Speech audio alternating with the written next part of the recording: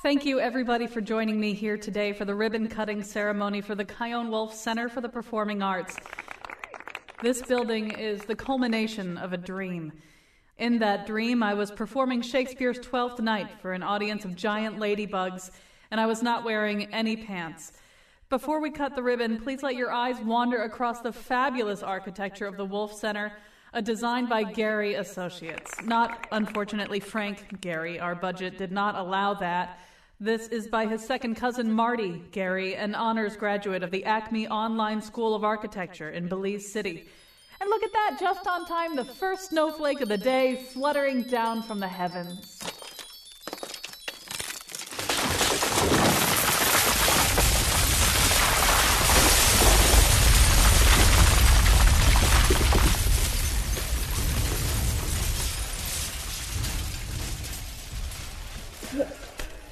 Okay, maybe we cut too many corners. Speaking of cut, should I still cut this ribbon, or... No? Just back away from the rubble? Okay. Today's show tells the story of Connecticut's most famous roof collapse and the lessons it taught us. And now he bought the last 2 concession stand hot dogs at the old Civic Center. Colin McEnroe. Thanks for that. Yes, it was January 18th, 1978. Very, very early in the morning, 4:15 a.m. in the morning, I think by most accounts. It was a roof. If you can just try to imagine what an acre of land is, this is a 2.4-acre roof collapsed. There was no one in the building, thank God. No one was hurt. No one died. And as a result, it turned into a series of lawsuits and engineering questions as opposed to being the worst tragedy in American history, which is probably what it would have been if the arena had been filled to capacity with people and this had fallen in. So it was both a lucky and very unlucky thing. Today on the show, we're going to talk about that particular event, and we're also going to spend a little bit of time talking about roof design in general. And, I mean, obviously this is not the only roof that ever has collapsed under the weight of snow and other design problems, and it wasn't the first. It won't be the last. We've had a bunch of them here in Connecticut in recent years with heavy snowfalls. So we'll also talk a little bit about why, after all these thousands of years of human civilization, we can't build roofs that don't collapse. I mean, most of them don't collapse, obviously. But anyway, we'll come to that. As we go along here, also, if you have recollections of that time and things that it stirred up in you, 860-275-7266. Or if you have questions, 860-275-7266. Most of the work on the show today is going to be done by Howard Epstein, a professor in the Department of Civil and Environmental Engineering at the University of Connecticut, a registered professional structural engineer, and George Torello, a forensic structural engineer and principal of Torello Engineers in Essex, Connecticut. You'll meet both of them in just a second here, and they're going to be telling us the story of the problems with the Civic Center roof, what was learned, what wasn't learned, to what degree a consensus was ever reached about why the roof fell in and how to avoid things like that in the future. They'll also talk to us a little bit, as I said, about other occasions in which things have fallen down that weren't supposed to, including roofs under the weight of snow. All of that is to come, but we thought we would begin, since we're talking about this today, we thought we would begin with some of the people who first laid eyes on this. I was a reporter at the Hartford Courant at the time. This was the biggest story at the Hartford Courant in years, so I was not assigned to it. They had their best people work on it instead. We have 2 of them here right now. Joining us is Mike Regan. He was the reporter for the Hartford Courant, one of the reporters for the Courant who covered the collapse of the roof. I think he was the chief City Hall reporter at the time. I may be wrong. Carol Giacomo was another reporter for the Hartford Courant who covered that collapse, currently working for the New York Times editorial board. They're both with us today. And Carol, we're going to find out how your cell phone's working right now. You kind of got the first call. You were the first person, at least for the Hartford Courant, on the scene. Is that correct? Yes, I was. That's true. And just recreate this for us. So you got a call from somebody, right, telling you to go as quickly as you could to the Civic Center. Right, exactly. And I think it was the first time in my journalistic career when I was awakened in the middle of the night and told to get to the scene of a crisis immediately. And I lived on Zion Street, so I was pretty close to the action, and I got there within 15 minutes of the call. And I had covered a lot. At the time, the Hartford Civic Center was really sort of a central anchor to the rebirth of Hartford. It was an exciting time. There were people in politics, there were people in government and business who really were investing a lot in the city and trying to make it revive. And the Civic Center was so critical to all of that. And to arrive on the scene and see the building, which was, a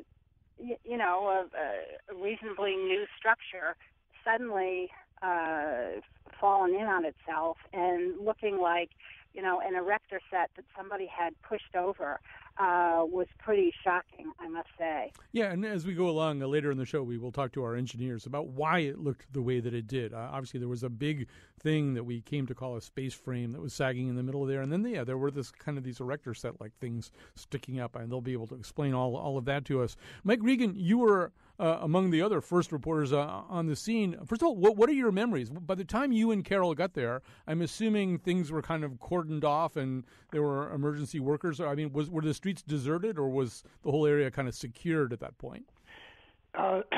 There were emergency workers all around, but I was kind of surprised looking back from today. I'm kind of surprised at the amount of access we had. I probably got there. I got the phone call about the same time Carol did, I guess, from Charlie Morse, who was the city editor at the time. And I remember getting there and walking up Church Street, and you could see emergency crews and flashing lights, but I walked right up to the building, and the first thing I saw that sort of struck me as a sign that something was out of the ordinary were these big chunks of pink insulation that had been blown out of the sides of the building by the force of the collapse. And it wasn't really till I got up to the top of the Sheraton Hotel. It's a Hilton now, I guess. Up to the top of the Sheraton Hotel and looked down at it from 20 feet up that I really understood the magnitude of the disaster. I mean, it really sort of turned your stomach to think what might have happened had there been people in that building.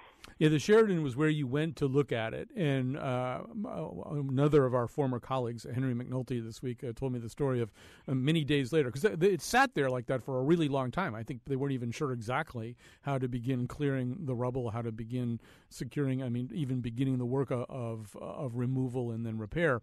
But so it sat like that for a long time, and so the ABC sportscaster Jim McKay was for some reason visiting Hartford, and Henry was assigned to interview him, and he took him up to the top floor of the Sheraton, and Jim McKay looked out the window, and he said what pretty much everybody said, which was, "Holy bleep!"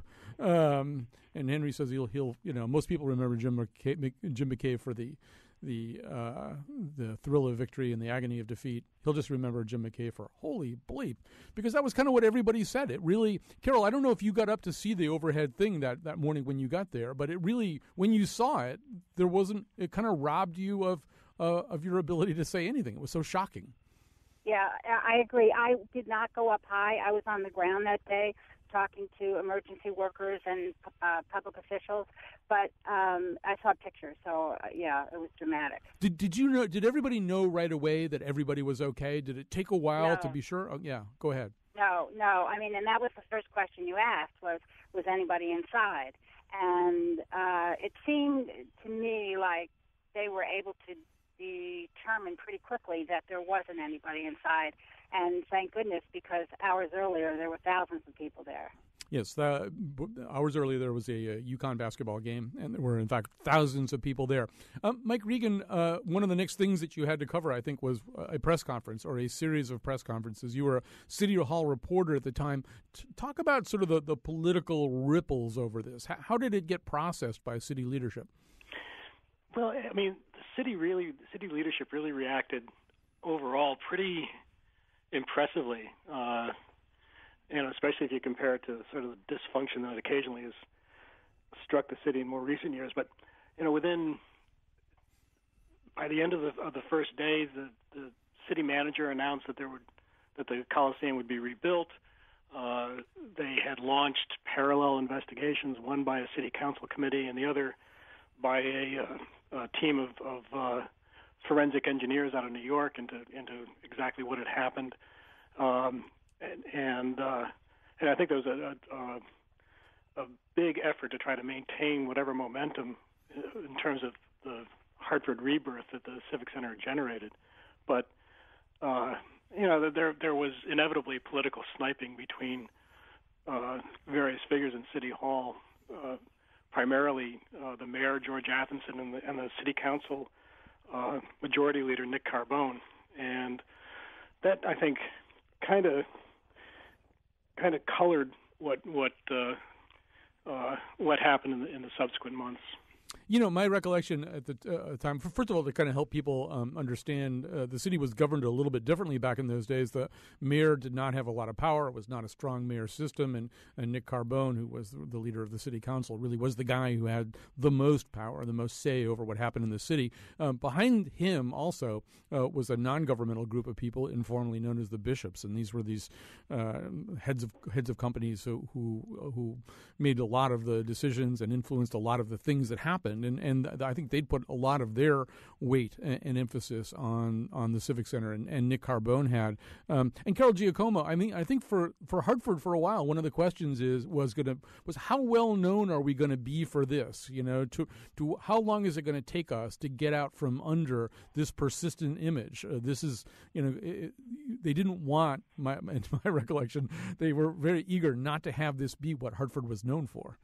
Right, exactly, and that goes to the political response, and why I think it was the city manager Dakin who, within hours, said, we're going to build it bigger and better, and they did, take this on with a lot of energy, and as much as at the time one might be suspicious of the bishops, and not always sure exactly where their hand was being felt in the things that happened in Hartford. The fact that they were able to be, behind the effort to rebuild was very significant. And I would also make one other point. The paper at the time the Hartford Current was a pretty strong paper, and there was a lot of attention given to the rebuilding. And I remember personally, I was no expert in construction by any means, but we really covered the rebuilding of the building with incredible detail. There were, questions about exactly what kind of trusses would be used in the new roof. If there were questions about which kind of bolt would be used, we'd do a whole story on that. It seemed to be dancing on the head of a pin, but given the kind of tragedy that happened with the Civic Center, you couldn't be too careful. Yeah, Mike Regan, I have similar memories of all you guys trying to master this material, and of the average citizen, too, who had probably never heard the phrase like space frame or space truss before. Suddenly the average citizen was trying to figure out, how could this have possibly happened? And, what's the technology, what's the engineering behind it? I don't know. What are your recollections of that? One thing that I recall is that along with the investigations, the city really made an effort to appear transparent. They emptied out a couple of rooms, I think on the third floor of City Hall, and just filled them with every public document that had to do with the design and construction of the Civic Center. Everything from the sprinkler permits to the most complicated computer-generated designs. But one of the things that there was so much information, it was really kind of impossible to digest it all. One of the things that came out was that there was really no one who had overall charge of the thing. That one company did the design, one did the construction, and nobody really felt the imperative to make sure that all the parts of this thing were working together. We're going to spend the next section talking about that. I want to thank Mike Regan and Carol Giacomo. I think he's probably Michael Regan officially, but he's Mike to me, for joining us here today. We're going to take a little break, and as I say, we welcome your calls and your questions. We're going to turn things over to the engineers in the next segment. Thanks to the reporters, and we'll be back after this. This way again, you can rest assured I'll always do my best for her, on that I give my word. In a world of steel-eyed death and men who are fighting to be warm, come in, she said, I'll give ya shelter from the storm. All right, we're back. We're talking about the collapse of the Hartford Civic Center roof, and we will proceed outward from there eventually to talk about other roofs, too. We welcome your phone calls at 860-275-7266, 860-275-7266. We're turning things over to the engineers here. Howard Epstein is a professor in the Department of Civil and Environmental Engineering at the University of Connecticut and a registered professional structural engineer. George Torello is a forensic structural engineer and principal of Torello Engineers. Howard Epstein, first of all, tell us, what was your role in the aftermath of the collapse of the roof? One of my colleagues was contacted by Mayor Athenson, and later realized that this was all political. The mayor wanted some say in what was going on, and he formed an academic task force, it was called, and there were a couple of people from UConn, from Yale, from University of Hartford. And we weren't given very much access to anything, except we were. I did get about 4 days later to go into the site and walk around. That was one of the scariest things to witness, seeing all that steel and the seats and what might have been. But we met with the mayor and testified once before the city council, and that was about our investigation, except a colleague of mine, we together did some extensive computer analysis and sort of wrote what I think is a definitive paper on what happened. And I have that paper here, and you can see Howard with his 1980s hair. There's a picture of him down at the bottom. Very different haircut than he wears today. I just saw American Hustle, so I'm very attuned to hair from that era. All right, so George Torello, there were investigations, there were hearings, there was every possible effort was made to understand what did happen to that building.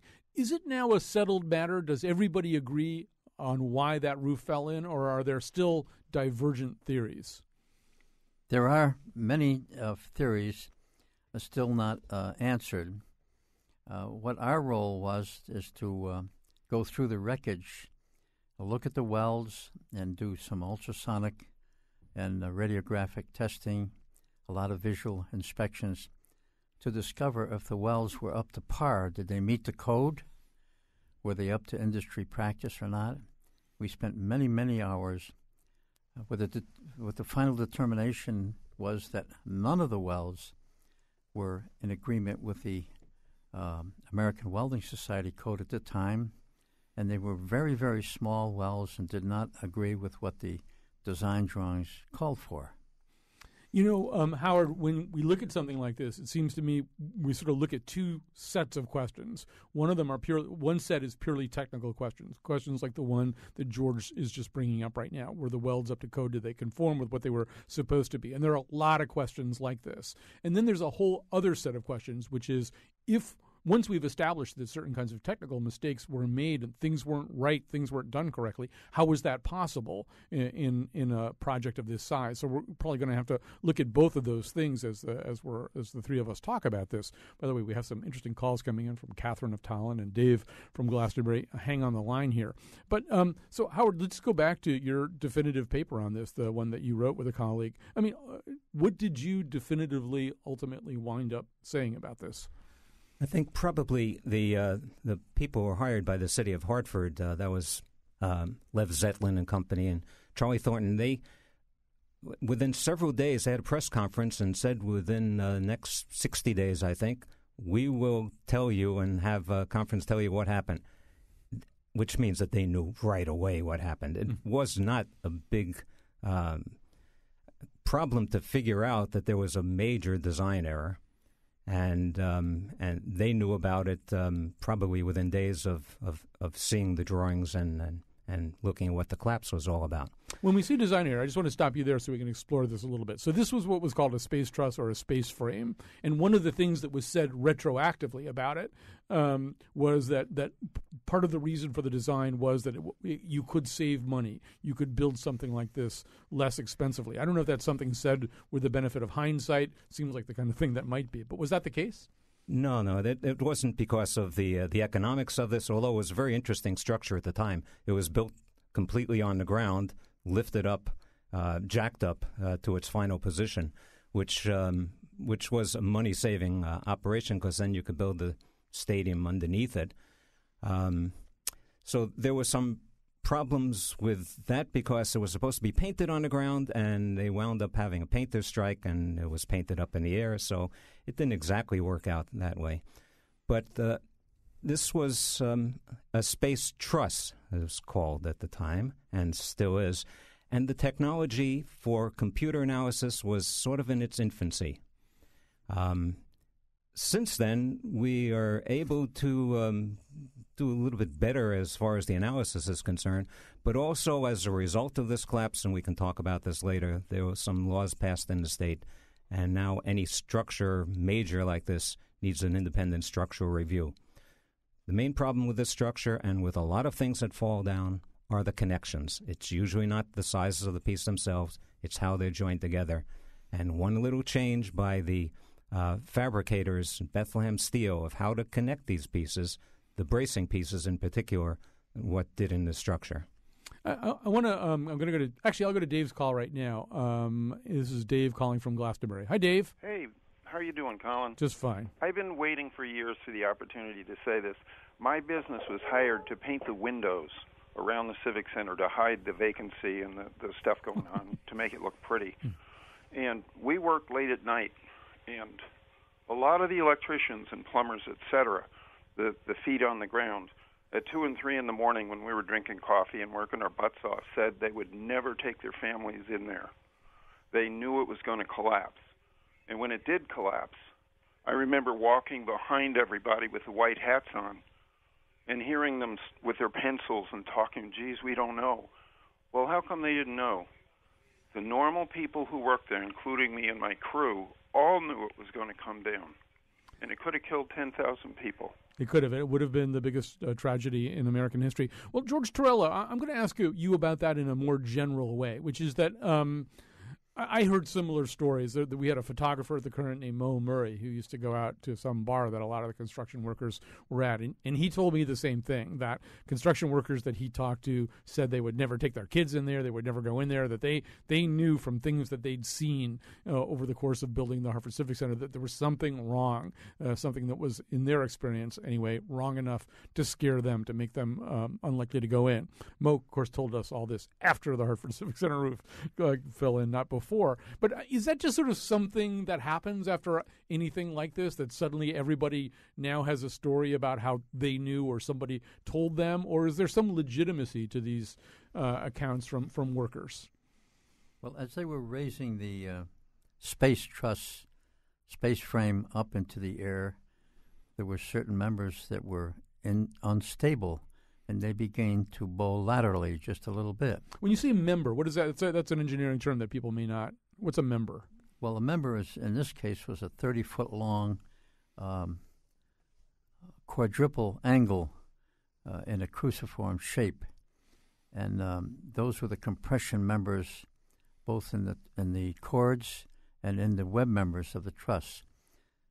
And the ones that were not connected properly began to allow the major truss members to bow laterally, and especially the ones at the perimeter of the structure, and as they raised it up, the perimeter members bowed so badly that the subcontractors trying to put the facade on couldn't make it fit. It was bowed too much, and so they added some cables and to try to put that back into with turnbuckles, and they tried to straighten it out so they could actually get the facade up.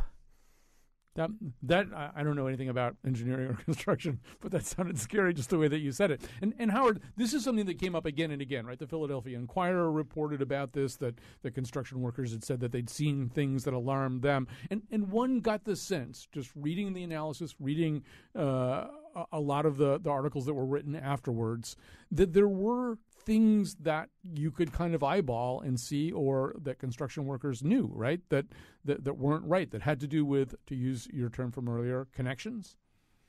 Well, yes, and there were certain signs, but I don't think anybody could have said that I'm not going to bring my kids in there because I know this is going to collapse. This was an unusual structure. It was very large, 300 feet by 360 feet, and that deflects an awful lot, and it should. I mean, things need under their own weight just to show some signs of this. But the facade might have been a warning sign. It was bowed out, and really, if people looked at that a little bit closer at the time, would have realized that there was something wrong with that. Once again, would that have done in the structure? No, it was more the details of all the inner pieces. This is a very highly redundant structure. You can take out hundreds of pieces, and it still should have enough capacity to hold the snow that night and a heck of a lot more snow. Well, so one of the theories that was put forward, I think it was put forward by Lev Zetlin Associates, had to do with the design, that the design somehow or other failed to adequately calculate what the actual load was. I tried to get up to speed on this as much as I could, but there's sort of something called a dead load and a snow load, right? Yes. Well, the original design engineers missed the dead load. That's the weight of the structure itself. They missed it by about 20%, which shouldn't happen, but that didn't do in the structure. There's all sorts of mistakes that were made. There's mistakes made in almost any construction project. And that led eventually to all the different suits and who eventually paid for this collapse.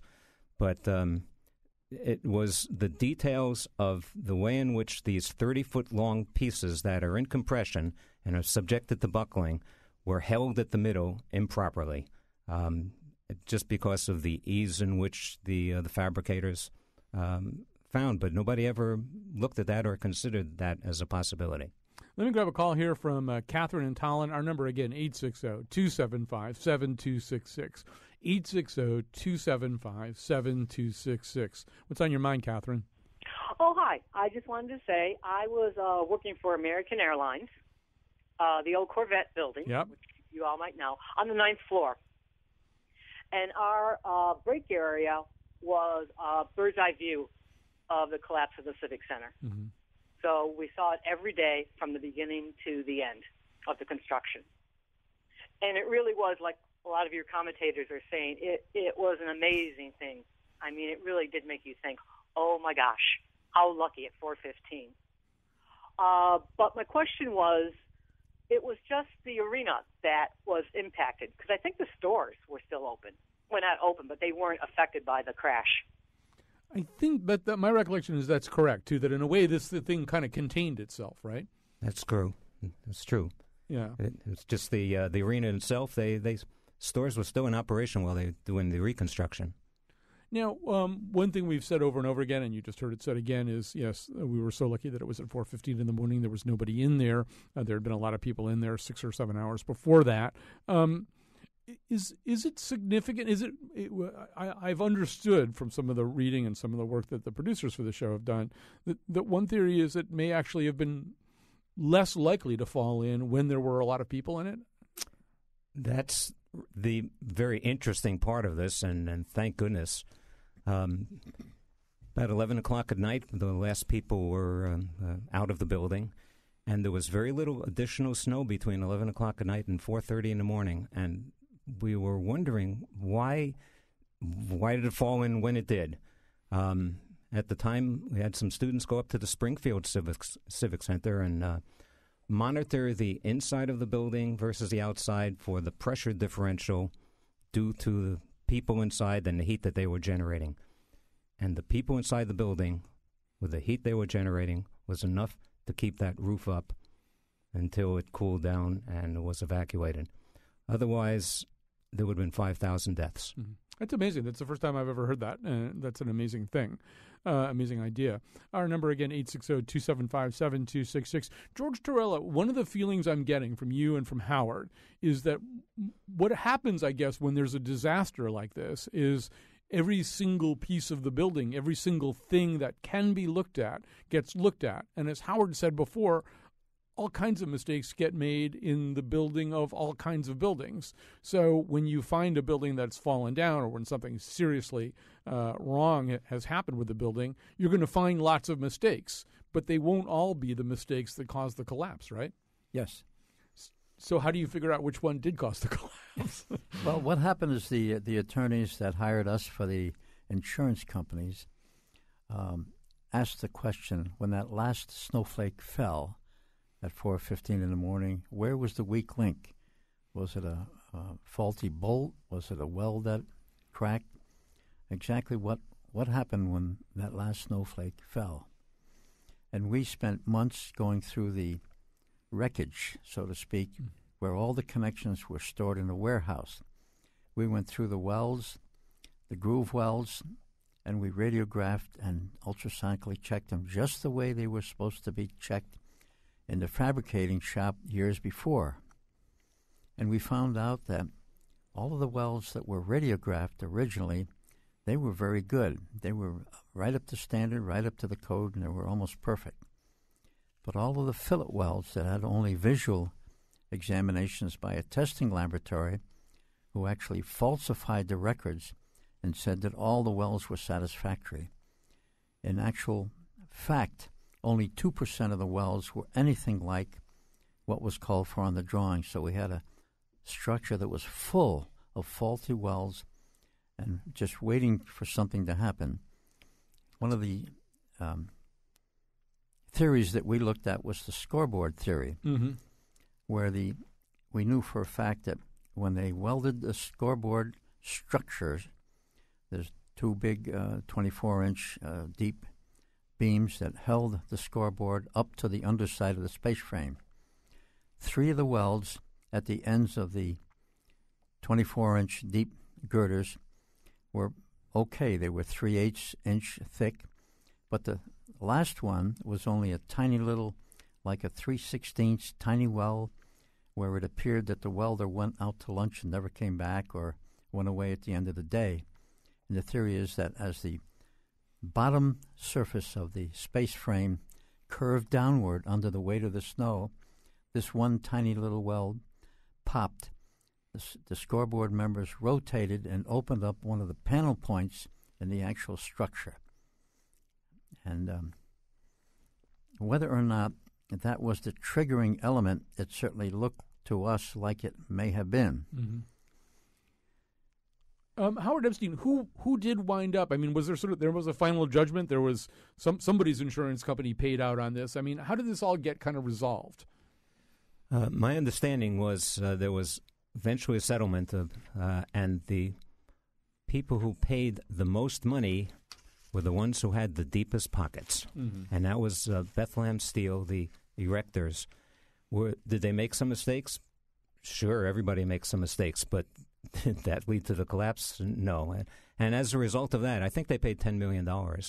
As a result of that, Bethlehem Steel no longer was in the business of erecting structures.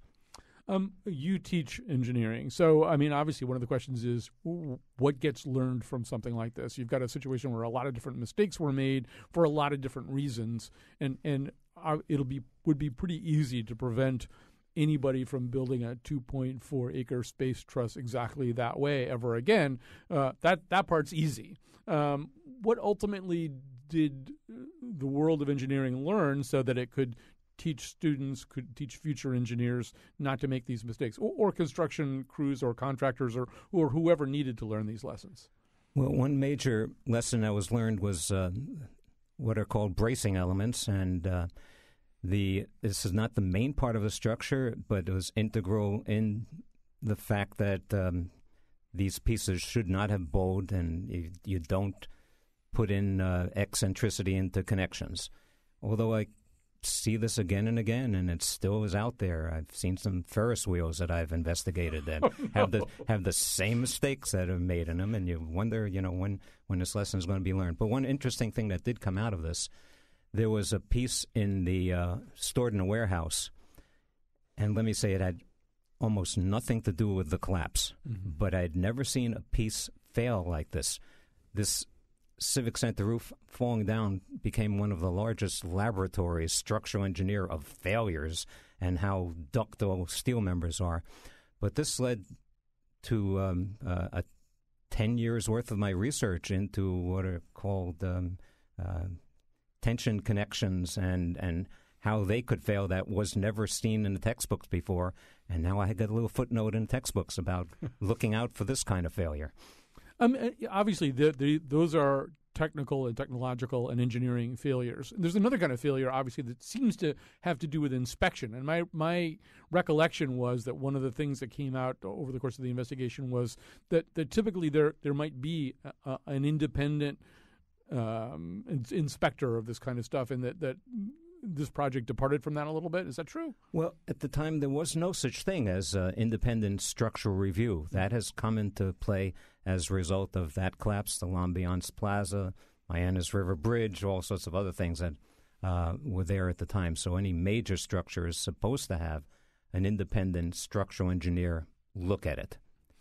Whether or not that would have caught it, let me just say one thing, because the city of Hartford did a review of this structure. Mm-hmm. They had their engineering staff look at that.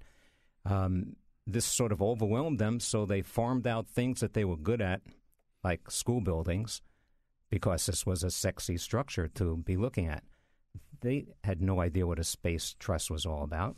So the city of Hartford was partially responsible for this, and they suffered a lot of damage as a result. Absolutely.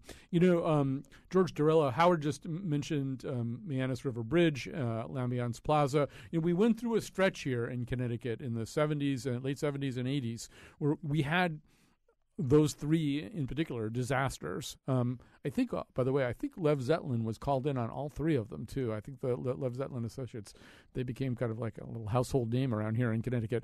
But did we have more than our fair share? Was that just sort of luck of the draw? Was Connecticut, I don't know, was that atypical for a state of Connecticut's size and population to have three such big engineering disasters? Well, as Howard mentioned, there was no independent structural analysis made, and it was all up to whatever one engineer came up with in the design. Mm-hmm. There was no one to look over his shoulder and look at it another way. Today, whenever a building is more than 60 feet high or 300 foot wide, such as the space frame was, so the larger structures have to have an independent structural engineer review.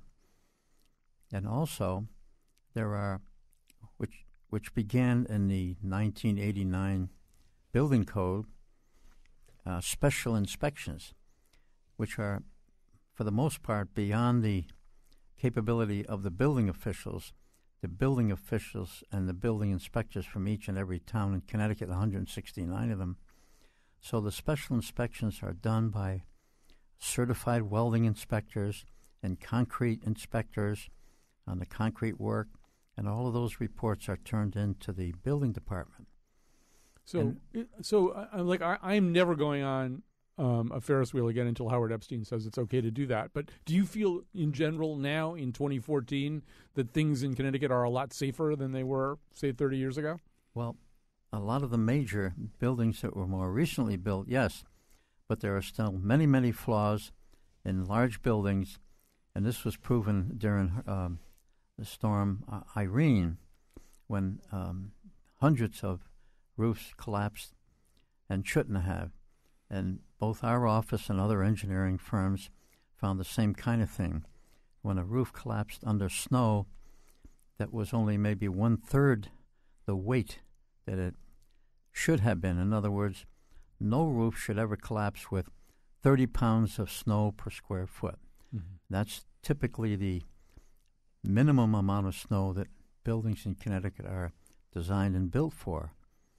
But these buildings should never collapse until you've had like 60, 70, 80 pounds per square foot. Looking back, we see that there were already flaws in these buildings that did have their roofs cave in. There was some kind of a flaw already there, whether it was from corrosion, from lack of bolting or lack of bracing, or whatever. the state of Connecticut compile lists that they glean from each and every building department in the state. And many of these buildings were unoccupied. They were neglected. And as I say, there are many, many roofs today that exist that no one's really looked at very carefully. And they will fall. They will cave in. The roofs will collapse as we have the snow, the weight of the snow on those roofs. All right, that's going to set us up very well for the final segment of our show. Very quickly here, I just want to grab Bill's call so we just don't lose him. Then we're going to take a break. We'll come back for the final segment. Be less about the Hartford Civic Center and more about, as George is saying, roofs in general. Here's Bill from North Haven with a question. Hi. Yeah, he just answered a lot of my questions, like, quality control, guys inspecting the stress for concrete and stuff like that. And I worked at a supply house years and years ago, and there was stuff that came in that was really substandard, and it was going into power plants and stuff, and it was stuff that wasn't really supposed to have been there. It was made in China, and it was supposed to have been Speaking of made in substandard, where at the time they had really good quality. Bill, are you talking on now their quality is fantastic. But Bill, we're losing some of you because your your phone is breaking up. Are you on a cordless phone that's away from its base unit or something like that? Can you hear me now? Yeah, much better. So finish up. I don't know if you heard what I said about quality control. Yeah. That was the main thing. Like the quality of steel. Make sure it's getting it from reputable places. The stress, you know what I mean? Exactly. Stuff like that. And that's basically what I had. Quality control, that has a lot to do with stuff, Absolutely. Thanks for your call. I'm going to take one more call here, then we'll go to break. We'll come back for our final segment here. This is Chris calling from Massachusetts. Hi, Chris. Oh, hello. I'm a first-time caller, but been enjoying your conversation about the Civic Center and also, generally snow-related roof collapses.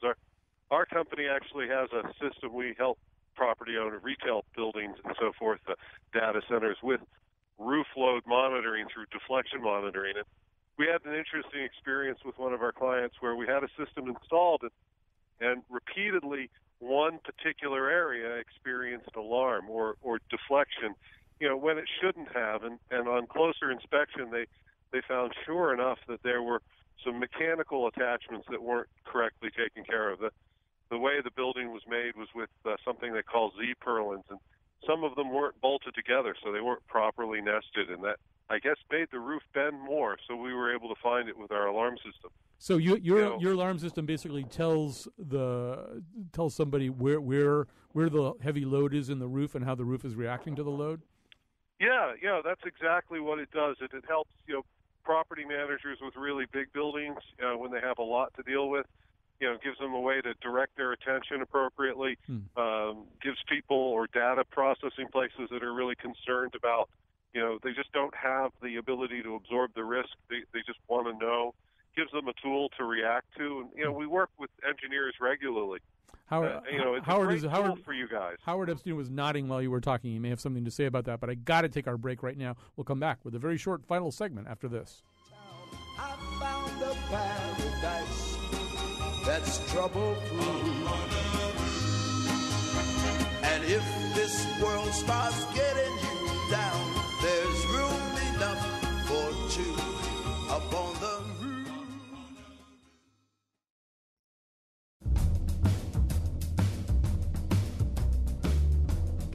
My investigation into the Chion Wolf Center for the Performing Arts roof collapse has revealed that the design and materials all came from Etsy.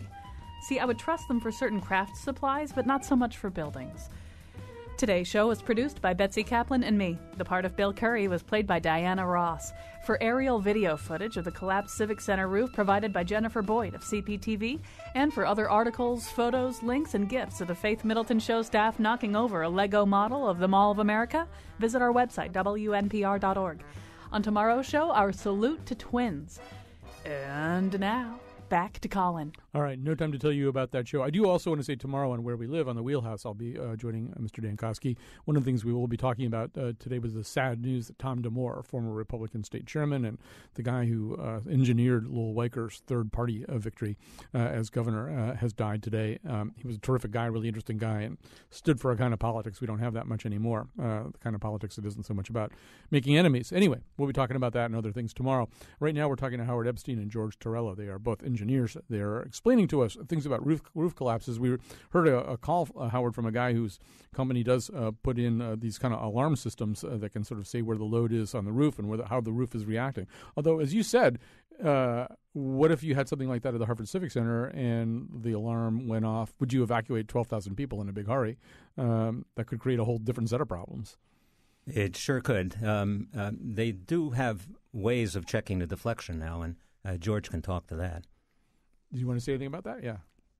Yes, we can. In fact, we're actually monitoring some structures right now where we send a team in to check on deflections from time to time, especially during a heavy snowstorm. And deflection is how the roof is reacting to the load, right? It's how it's usually deflecting downward. Yeah, bending down, basically. And the people at the Hartford Civic Center, new one, wanted to do that, and they actually do that now in the new structure by having targets that are painted on the inside of the structure. And during a heavy snowstorm, the surveyors go in with laser equipment, and they can detect whether one part of the structure is deflecting more than it should. Howard, Chris mentioned, I noticed you kind of nodding and jotting down stuff when Chris was mentioning one kind of roof. Well, he mentioned Z-purlins, and those are famous or infamous on these so-called pre-engineered metal buildings that pop up. And those buildings are built right to the limit, and you got to be really careful and make sure all the elements in those are connected properly, and people who know what they're doing put those together. Before we go, though, I think it'd be interesting for George, who was involved in some of the inspection on the reconstruction, to tell you that there were problems with that, too. That didn't necessarily get out there in the public. Yeah, I always assumed it was probably the safest building to go into, given what had happened there before. We got about a minute left there, George. People asked me about that, and I said, if the weight of the inspectors could be held, then it's going to be safe. We got about a minute left there, George Torello. Yeah. Okay, during the erection of the Civic Center as it is now, every single well was looked at by a CWI who has his own personal stamp on the well. The wells were checked and double-checked and ultrasonically checked, except when we came to the open web steel joists. The city maintained, and they were correct, that open web joists that were 83 feet long, spanning between the structural members, were not structural steel. They were manufactured items, and they required no inspection. But we sent a couple of letters to the city of Hartford, and we said we ought to at least have one inspection where they're hanging a speaker platform 8,000 pounds worth. So we got a man to go down to South Carolina where they were manufacturing the trusses, the open web steel joists, and sure enough, there were crack wells, there were tiny wells, there were missing wells. And that led to an inspection that lasted for 3 weeks, right around the clock, 24 hours a day, of checking out each and every well in the new Hartford Civic Center roof for the open web steel joists. The welders were in one bucket, the inspectors were in another. They found the flaws, they found the missing welds, and they corrected them right up until the last minute at 4:30 in the afternoon of the day when the Civic Center reopened with the Hartford Whalers.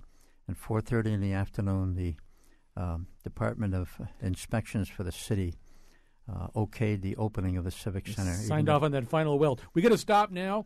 We thanks so much to Howard Epstein and George Torello. I have a movie out, action movie called Roof, in which John Cusack will be playing George Torello, and Bradley Cooper will be playing Howard Epstein. It's an action movie. See it at your local theater.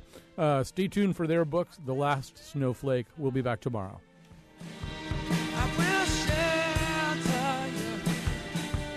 I will shelter you. And that should do it.